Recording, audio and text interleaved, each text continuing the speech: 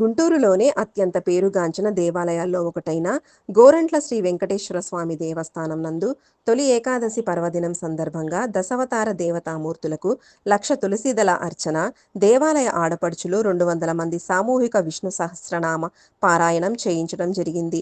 దాదాపు ఈ రోజు 10,000 మంది భక్తులు దేవాలయాన్ని సందర్శించడం జరిగింది. ఈ కార్యక్రమంలో పలువురు ఉన్నత అధికారులు పాల్గొన్నారు.